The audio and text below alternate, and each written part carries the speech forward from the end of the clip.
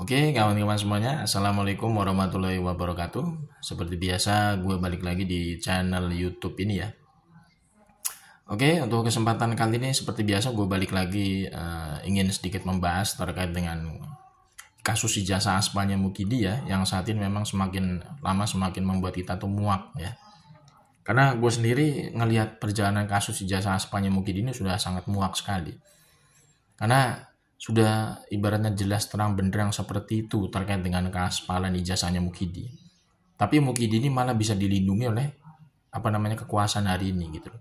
Jadi Mukidi ini malah dilindungi oleh aparat penegak hukum.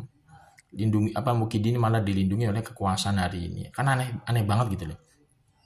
Justru orang-orang yang istilahnya sukses membongkar keaspalan ijazahnya dia itu justru malah dijadikan target untuk dikriminalisasi. Gitu loh. Jadi contohnya yang paling sangat membuat kita tuh agak-agak gimana ya, sangat menyedihkan gitu ya.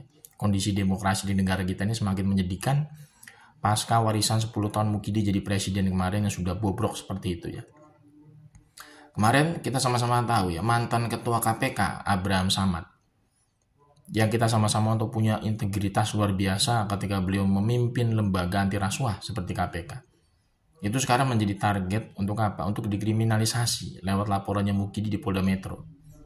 Ya, ini ditandai awalnya apa? Ditandai awalnya adalah Abraham Samad ini ya dipanggil oleh pihak Polda Metro sebagai saksi terlapor dengan dugaan pasal Undang-Undang ITE, pasal KUHP terkait dengan pasal fitnah, pasal pencemaran, pasal ujaran bla bla bla gitu ya. Ini sebenarnya kan sudah sangat menyedihkan kondisi demokrasi kita saat ini. Karena seolah-olah ya orang berbicara di media sosial, di YouTube, membuat podcast, itu bisa masuk ke ranah delik pidana. Dengan apa? Dengan delik Undang-Undang ITE. Dan ini menurut fatal sekali dari proses penegakan hukum yang dilakukan oleh pihak kepolisian. Bahkan seolah-olah kepolisian ini kayak tidak paham gitu loh. Penerapan Undang-Undang ITE itu yang benar kayak gimana. Harusnya pihak kepolisian itu membaca yang namanya kajian akademik dari pembuatan awal Undang-Undang ITE pada tahun 2008 kemarin disahkan. Undang-Undang ITE itu kan disahkan tahun 2008 pada zaman SBY. Itu kan sebelumnya ada yang namanya kajian akademik sebelum membuat semacam rancangan undang-undang RUU ITE. Itu kan RUU ITE, rancangan undang-undang ITE itu waktu sebelum dibentuk ya di DPR itu fungsinya utamanya adalah untuk melindungi masyarakat terkait dengan berbagai macam kejahatan e-commerce. Itu loh awal mulanya, kajian akademiknya di situ kan ada di RUU ITE itu. Jadi undang-undang ITE dibentuk itu bukan untuk menjarain orang di media sosial, bukan menciduk orang di YouTube gitu loh. Ini keliru penerapannya dari pihak kepolisian. Karena undang-undang ITE itu ya filosofinya dari kajian akademik sebelum dibuat undang-undang itu kan awalnya RUU rancangan undang-undang ITE itu ada kajian basis akademiknya. Di situ tertulis dengan jelas gue baca beberapa draftnya dulu ya. RUU ITE itu dimaksudkan untuk apa? Untuk melindungi masyarakat dari berbagai macam kejahatan yang sifatnya e-commerce, jual beli e-commerce gitu loh. Tapi ternyata ini malah disalahgunakan oleh pihak kepolisian di rezimnya Mukidi kemarin sampai detik ini masih berlangsung. Untuk apa? Untuk memenjarakan rakyat ya yang istilahnya kritis membongkar keaspalan ijazahnya dia di media sosial maupun di YouTube. Dan Abraham Samad ini dalam tanda kutip menjadi target selanjutnya nih. Ya. Karena apa? Karena Abraham Samad ini sudah dilaporkan dengan berbagai macam pasal-pasal yang familiar memang, Undang-Undang ITE, pasal KUHP ya, macam-macam yang terkait dengan pencemaran, fitnah, macam-macam lah. Ini kan sangat menyedihkan kalau kita lihat ya. Abraham Samad itu kan membuat podcast di YouTube. Ya kan sama seperti kayak kita nih monolog. Gitu kan. Itu kan mengutarakan berbagai macam pemikiran, pendapat kita pribadi terhadap suatu peristiwa. Nah, peristiwa yang dibahas itu adalah terkait dengan ijazah aspalnya Mukidi yang merupakan mantan pejabat publik sekelas presiden. Itu kan menjadi keterbukaan informasi harusnya. Kok bisa keterbukaan informasi yang harusnya bisa diakses oleh publik, kok bisa dilarikan ke delik pidana? Ini kan gak nyambung sama sekali kalau kita berpikir secara rasional sebagai masyarakat yang masih cerdas. Contoh Abraham Samad mengundang Profesor Richard Rashid di acara podcastnya. Profesor Richard Rashid itu punya pemikiran yang sama dengan kita terkait dengan keaspalan ijazahnya Mukidi. Abraham Samad berdiskusi dengan beliau di acara podcastnya. Kok bisa model seperti itu dijadikan delik pidana gitu loh? Mau dimasukin penjara, bayangin tuh.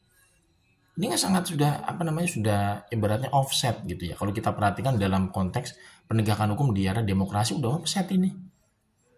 Yang namanya hukum, pasal-pasal di era demokrasi pasca reformasi sampai detik ini itu harusnya digunakan untuk apa?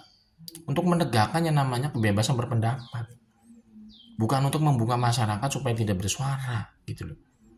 Ini aneh. Hukum di negara demokrasi itu harusnya digunakan untuk menegakkan keadilan. Keadilan apa? Keadilan sosial.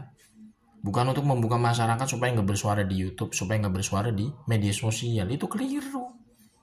Maka penerapan undang-undang ITE yang selama ini dilakukan oleh pihak kepolisian ini kita harus katakan ngawur. Karena tidak sesuai dengan namanya kajian akademik sebelum RUU ITE itu muncul di DPR.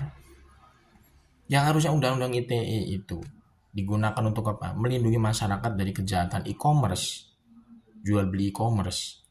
Itu ternyata malah dilarikan, digeser, dipindah untuk menjaring masyarakat yang bersuara di media sosial maupun di ruang publik. Apalagi ini dijadikan sasaran ini Abraham Samad. Ini kan menjadi tanda bahwa apa? Bahwa negara ini ya sudah dalam tanda kutip kalau kayak apa dia? Semacam memberikan warning atau menebarkan ketakutan gitu bagi masyarakat sendiri. Jadi negaranya menciptakan ketakutan bagi warga negaranya gitu kan.